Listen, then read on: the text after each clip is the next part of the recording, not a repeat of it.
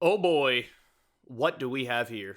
So, Matt Gaetz decided to be a human wrecking ball and he ousted Kevin McCarthy in a vote that was 216 to 210, and all hell has now broken loose in the Republican caucus. Don't worry, I got every single video for you, what people are saying under the sun. And the Civil War is now a thermonuclear hot war on the Republican side, and they're in complete and utter disarray. So we're going to get to that in just a second. I also have for you, Trump had his court case in New York, and he's been hit with a gag order because his conduct when in the court was just astonishingly bad.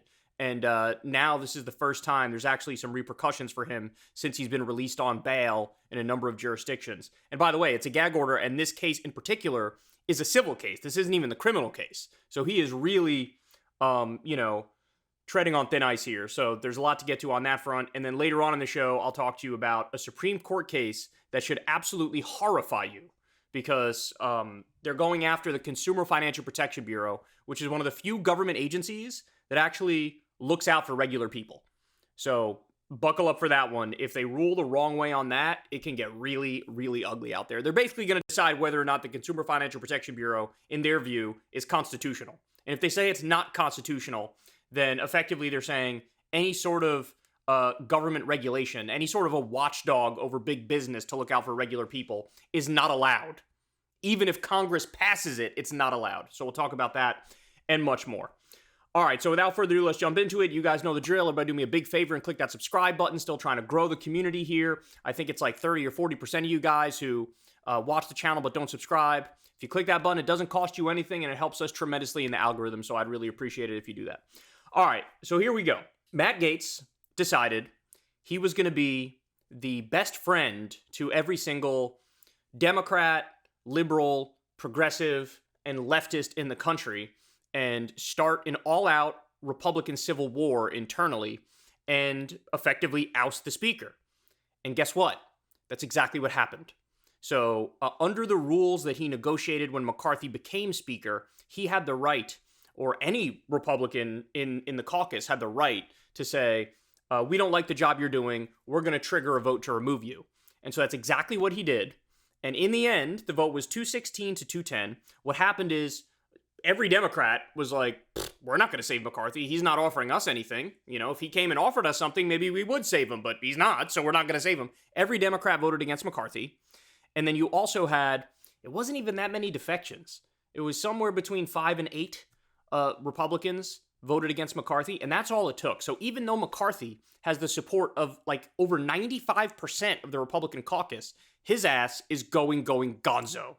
So they were debating this on the floor. Here you have Jim Jordan. Now, this is interesting because Jim Jordan is viewed as a very conservative Republican, part of the Trump MAGA wing.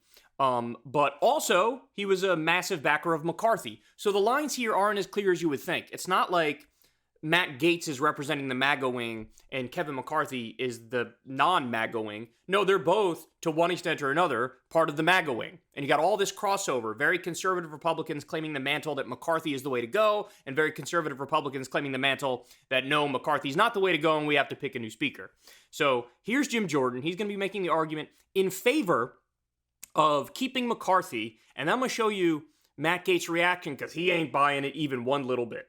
Oversight. We have done the oversight that we're supposed to do. Because of our oversight, we know that parents were targeted by the Department of Justice. Because of our oversight, we know that 51 former intel officials misled the country weeks before the most important election we have. And because of our oversight, the Disinformation Governance Board at the Department of Homeland Security is gone. Because of our oversight, the memo attacking pro-life Catholics has been rescinded. Because of our oversight, unannounced visits to Americans' home by the Internal Revenue Service has stopped. That happened under Speaker McCarthy. And on the third one, on this side of it, we know there's a big old ugly bill coming at the end of the year, all kinds of spending, all kinds of garbage in it. We're still in that fight. Frankly, to Matt's point, we don't know how that one's going to shake out. But we do know this. We do know this. On Saturday, we didn't take the Senate's bill. They tried to send over and shove it down our throats on Saturday. We didn't take that bill. And it was a tough position he was in. There were 5 options on the table last week. Option 1 was to send a long-term CR over there that would have leveraged the 1% cut, something a bunch of us voted for. Both parties couldn't get the votes for that one. Second option was to focus on the one issue the country now is completely focused on, the border issue. We couldn't get the votes for that one either. But when the Senate tried to send us that bill, he said no to it. I think the Speaker has kept his word. I know my colleagues and friends are saying different. I think he has kept his word on those 3 things that we talked about on January 3rd, and frankly, that entire week. He has kept his word. I think we should keep him as Speaker. I yield back. So just to sum that up, his argument is, what more do you want from Kevin McCarthy? He's doing everything you asked of him and more. He is standing up for conservative values. He is leading the way we would want a Republican to lead the Republican caucus. His argument is like, what more do you want from him? He's doing everything you said you wanted. That's his point. That's Jim Jordan summing up how he thinks Kevin McCarthy has led the conference. Let's see how Gaetz reacts.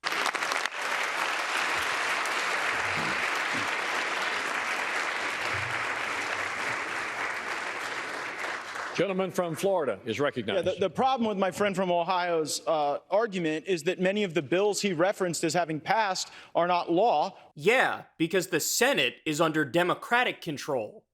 So whatever you pass as a Republican House is going to die in the Senate. It's not a guarantee, but it's very, very likely, especially since you guys keep moving further and further and further right. So to put that on McCarthy makes absolutely no sense. Let's continue. Fast track to an omnibus bill, and it is difficult to champion oversight when House Republicans haven't even sent a subpoena to Hunter Biden. So it's hard to make the argument that oversight is the reason to continue when it sort of looks like failure theater. So he's basically saying, look, all of the things that you're doing are not real substantive wins. It's quote unquote failure theater. Now, look, that's true. But at the same time, the only option you have is theater, because Republicans don't hold the Senate and they don't hold the White House. So you pass something through the House, it's almost certainly going to die in the Senate. Even if it doesn't die in the Senate, Joe Biden can bust out his veto pen. So if you're all upset over what? An investigation into Hunter Biden, the impeachment inquiry into Joe Biden, this is the only option that McCarthy has from a right-wing perspective. It's all he could do. If he decides, well, let's forget the impeachment inquiry, let's jump right to the impeachment vote. Number one, that would probably die in the House. It'd probably die in the House. You probably don't even have the votes to get it through the House. There's a lot of Republicans in blue districts who are trying to save their ass. And they realize if I vote for this impeachment thing, that might hurt me politically. So it probably would die in the House. But even if it got through the House, it is a 100% guarantee it dies in the Senate. And when it dies in the Senate, you give Joe Biden a round of positive headlines about how he survived impeachment. By the way, in the same way that this happened with Trump. He was impeached twice, but it died in the House twice. And you get all the headlines that are like, Donald Trump, Teflon Don, survives impeachment. You'd get similar headlines for Joe Biden because he would survive impeachment in the Senate. So what more do you want, Matt Gaetz?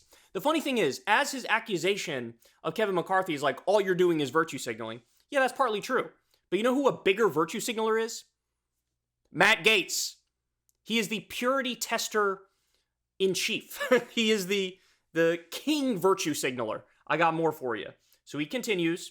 He's speaking on the House floor, and he says this. My colleague says we've passed the strongest border bills in history. Well, guess what? Look at the border right now. We didn't use sufficient leverage in the debt limit or in any other thing to actually get results on the border. The border is a disaster, really something I don't think you're going to be campaigning on, that you fix the border. Because it would have died in the Senate, and it would have been blocked by Joe Biden, and whatever sort of insane, ridiculous, primitive, barbaric, savage ideas you guys want to implement on the border. Just like Texas is putting like buzzsaws on buoys in the water, which, by the way, has led to children dying. Whatever goofy-ass ideas you guys come up with is going to die in the Senate or on the president's desk. So the idea that you're going to blame Kevin McCarthy for that makes literally zero sense. Let's continue. You said you streamlined regulations. What the gentleman from Louisiana doesn't tell you is that all of the regulatory reform he was just bragging about is waivable by the stroke of a pen of someone in the Biden White House.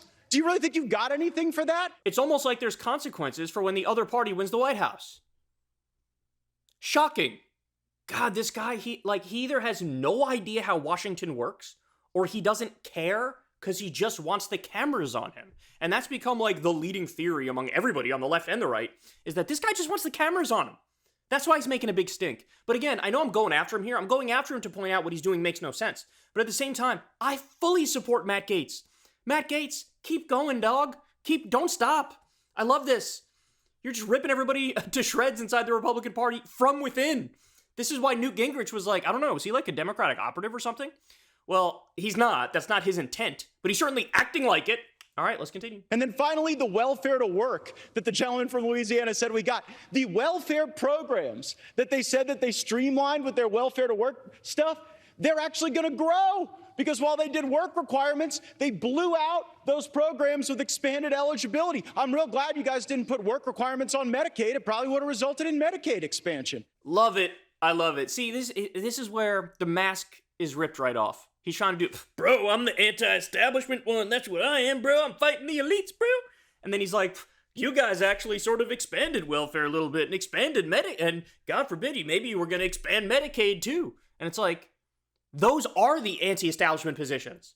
To actually do redistribution of wealth and look out for poor people is based in anti-establishment. And he acts like the opposite is true. Like, obviously, the anti-elitists are the ones who will absolutely gut the social safety net. More on that in a minute, too, by the way. I take no lecture on asking patriotic Americans to weigh in and contribute to this fight from those who would grovel and bend knee for the lobbyists and special interests who own our leadership, who have, boo all you want, who have hollowed out this town and have borrowed against the future of our future generations. You know who represents those lobbyists and special interests better than anybody else? Matt Gaetz. Matt Gaetz. Again, I'm going to get to, he's talking a big game here. He's a crusader, a revolutionary here. I will give you what nobody else in this conversation is giving you. What are his actual demands? What does he actually want? And what he wants is more pro-establishment, more pro-lobbyist, more pro-special interest than anybody else in the debate.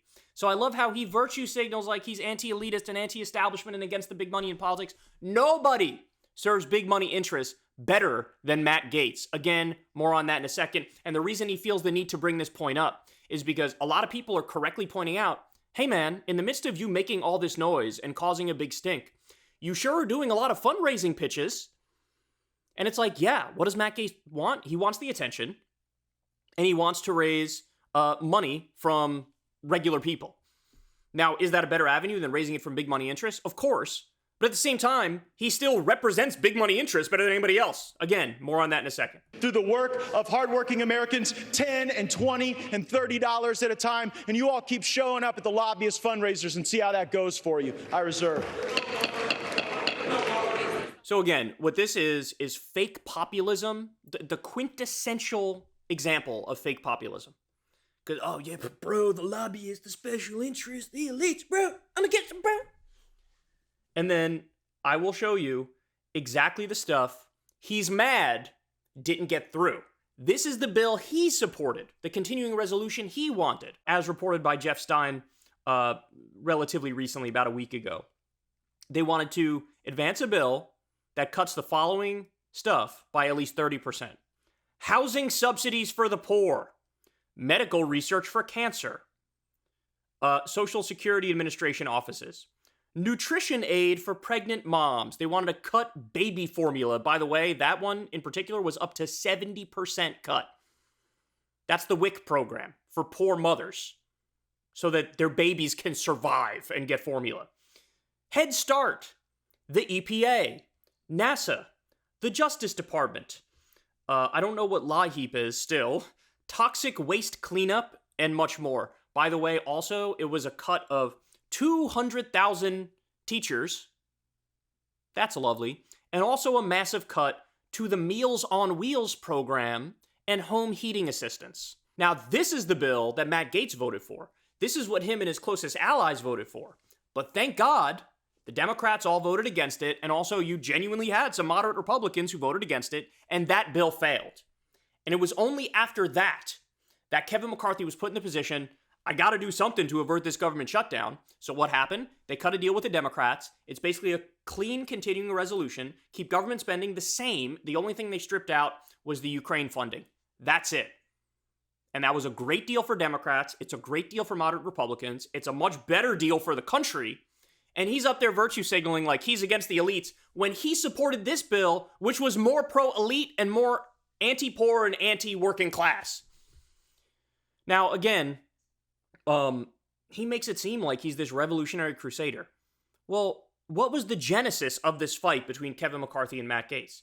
Remember, it took over like a dozen voting sessions to get McCarthy approved as Speaker of the House, because here are some of the demands that Matt Gaetz was making. Any member can call for a motion to vacate the Speaker's chair. Well, we know how that worked out too, because they just successfully did it. A McCarthy-aligned super PAC agreed to not spend in open Republican primaries and safe seats.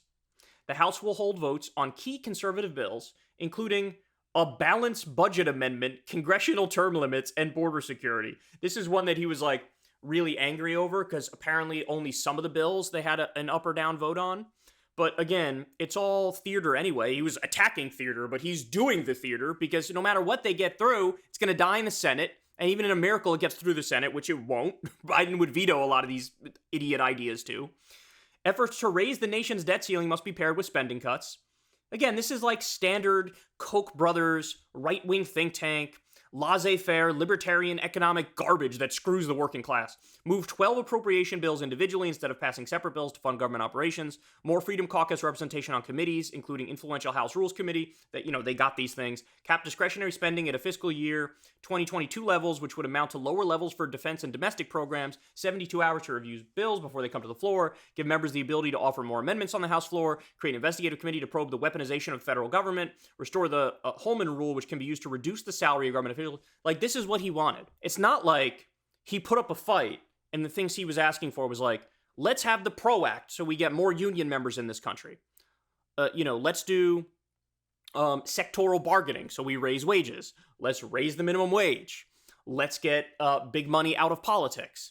Fill in the blank with whatever positive paid family leave, whatever positive legislation you could think of. He wasn't in favor of any good pieces of legislation. And so, in a sense, he's mad that Kevin McCarthy isn't further to the right, more draconian, in favor of more spending cuts. And also, substantively, he's wrong. McCarthy is in favor of all these things. He just understands how Washington works and knows that none of these things have a prayer of getting through anyway. And so Matt Gaetz raises a big stink about that. But again, look, I'm going after the guy pretty aggressively here. But the fact of the matter is, I support it. Bro, knock yourself out. I hope that they fight forever to get this next guy in. They're talking maybe Steve Scalise, maybe Jim Jordan. A bunch of them are now floating Trump for Speaker of the House, which he says he's open to. So, and by the way, it'll take at least a week to get this person done. We have another spending bill fight coming in 44 days. They might be in total disarray. And who's to blame for that? They are. By the way, I've already seen a couple think pieces, one in the Daily Beast. There's a handful of them, and a handful of idiots online who are like, actually, I blame the Democrats for that. What? What? Like, well, you should have bailed out Kevin McCarthy because whoever will replace him is worse. Look, that argument would be true if Kevin McCarthy went to Democrats and said, hey, moderate Democrats, vote for me to remain Speaker, and I will give you an extension of the child tax credit. I will give you paid family leave. I will give you whatever, fill in the blank with any Democratic priorities. In that scenario, that argument would be correct. But that's not what happened. Apparently, Republicans called Democrats and were begging them to save McCarthy. And then the Democrats were like, well, what do we get in response for that? And they were like, well, nothing. Okay, well then of course I'm going to vote against you. Look, in this instance, the Democrats couldn't lose. Because if it unfolded the way it did, what happened? Republican Civil War, they're in total disarray, they're at each other's throats, they look like idiots because they are idiots. So voting to remove him is based. But also, if they voted to keep him, that would have been based because in that scenario, we would have known, oh, the Democrats are going to get something for this, so they have leverage. So the Democrats couldn't lose here. I find the weird jujitsu mental gymnastics of like, actually, everything's the Democrats' fault. I find that so stupid and so tired and so stale. No, this is squarely on the Republicans. But again, I am a Matt Gaetz stan because I love what he's doing internally to the Republican Party. It is glorious. I'm all here for it. Keep fighting. Hey, y'all, do me a favor and like and subscribe. It helps out big time in the algorithm. Click the bell as well for notifications when videos drop. And watch that video on screen right now. You know you want to.